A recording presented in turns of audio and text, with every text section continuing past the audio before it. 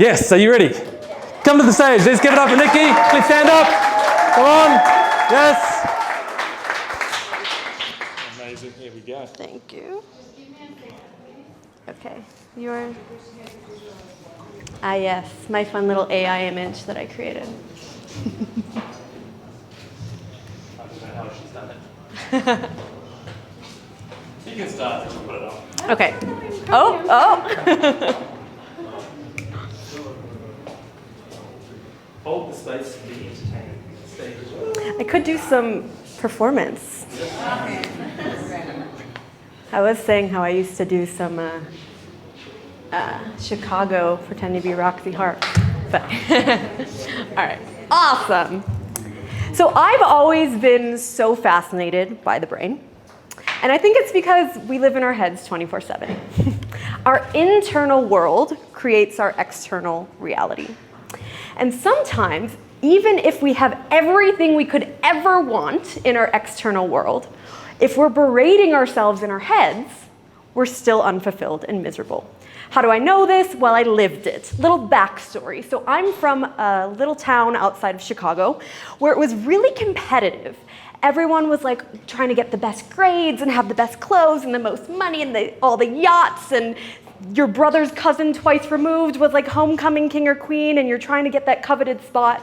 All of the superficial BS. However, we are conditioned from our family, from our experiences, from our environment.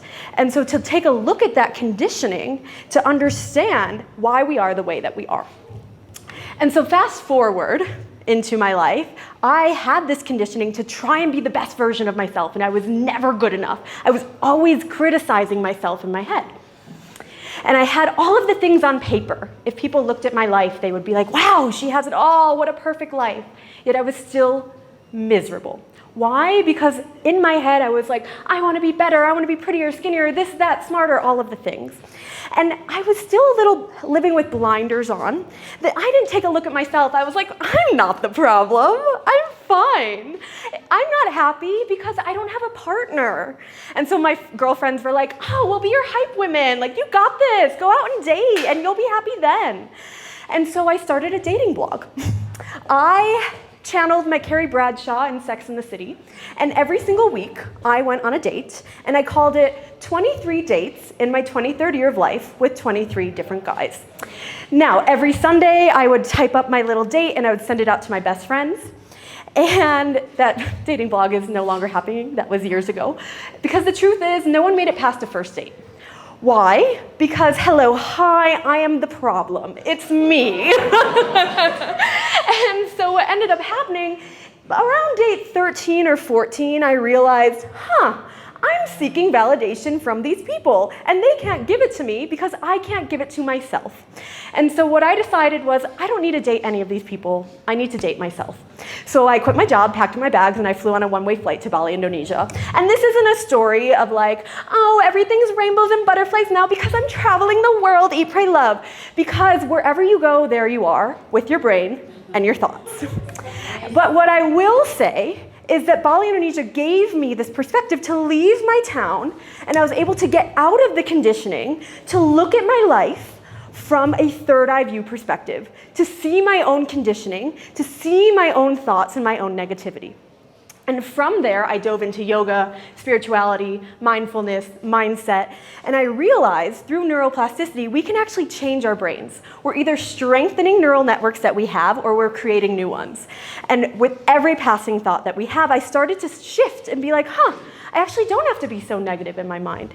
And I started to see this of, wow, okay, I can create a new reality of what I want based on what I'm thinking.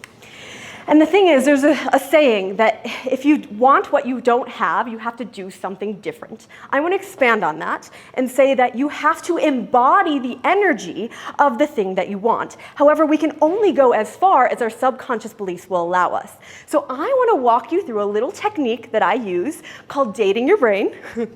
And this is something that I talk about in my 90-minute workshops, and we're going to condense it and do a little quickie here that is not a pun intended. And what we're going to do is we're going to date our brains. So we're going to take a moment, find a nice comfortable position. You can close your eyes if you want, But DATE is an acronym.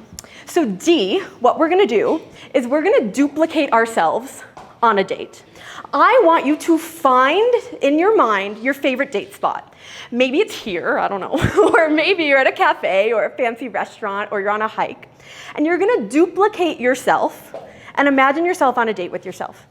What are you wearing? Is it cute? Really picture it, okay? All the visuals. Then we're going to A, assess. What is the state of the brain? Is it going 1,000,000 miles an hour? Is it calm, cool, collective? What is the state? Then we're going to T, tune in to what the brain is saying to you. What's it saying about yourself? What's it saying about your business, your financial situation, how you're looking? And really let the subconscious thoughts come out. And then E is the experience. Who here has been on a date with someone that's been really hypercritical and judgmental of you? Doesn't feel good to be on the receiving end of that, right? So then the question is to ask yourself, would you go on a second date with your brain?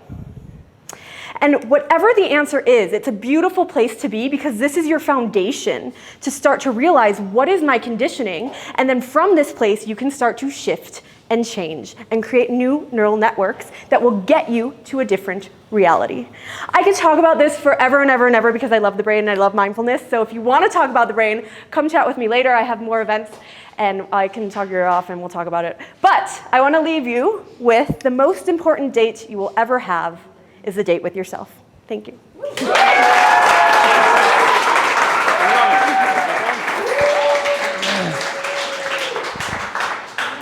Awesome. And did you manage to do that with the microphone turned off? That was awesome. Well done. I think so. Yes, we have this one. Thank you so much. I'm loving the theme of this evening. Normally, we do, like personal development, business, personal development, business. I'm starting to see a really strong theme come through from today. It wasn't intentional, by the way. But I'm really loving it. Who's noticing the theme? Yeah? Are you loving the theme? Yes. Is it the theme that it is that we need to connect with more for ourselves in the life that we're creating? Yes or yes? Yes. Yes. Well, you're all still here, so it must be good. Now, we're going to wrap up. Oh, and by the way, Nikki, and I've never heard that before. DATE as an acronym. You made it up. That's awesome. Can we give it up for Nikki?